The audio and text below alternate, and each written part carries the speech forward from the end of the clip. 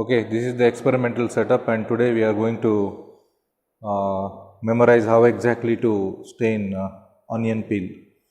The name of the experiment is nuclear staining, and what we need is the onion leaf. Take it, either use forceps or use your bare fingers. Put a drop of water over the slide so that your specimen should not dry, and stick it properly to the slide. Take it underneath, take a peel. Look at that, this is how it looks. If you want to make it perfect, I shall make use of forceps. You can do it with bare hands even. Place it over the slide properly. Okay, you can use needle to be a bit sophisticated. Now, we need to cut this down, cut this specimen so that it should not be longer or larger than the cover slip that we are going to use. So, hold it, and the excess part, whatever you feel like, you just cut it off. The remaining thing is your specimen. Keep it wet always, and put what you call the nuclear stain acetocarmine. Acetocarmine is a nuclear stain that we use here, and allow it to stain very properly for 6 minutes. If you are well provided, if you have your slide warmer in the laboratory, make use of slide warmer. This is how it looks like. Keep the slide on the slide warmer until it gets heated or warmed up a bit. After 5 minutes, you just take it off. You can see the stain is drying up. It should not dry completely. It should warm a bit. That's it for about 5 to 6 minutes. Next, you need to clean this up. Remove the excess stain using blotting paper. You can use any old paper which can act like an absorbent to remove the excess stain. So when you remove excess stain, still you will find a bit of stain remaining in the specimen, and removal of that we call it washing.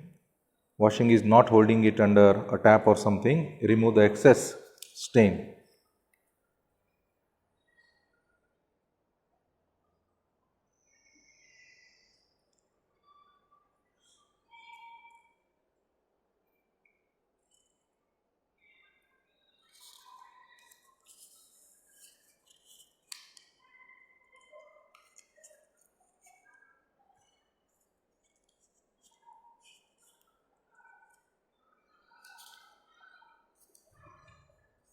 Now what best can be done?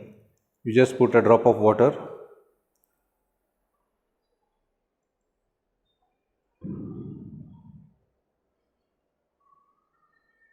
and as usual, put the cover slip.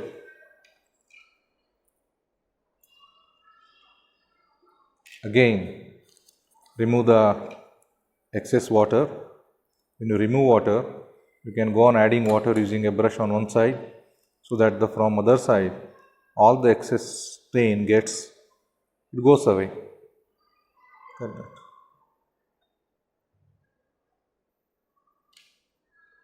You can follow your own technique if you have one, which is better than this. This is just to memorize what is to be done to make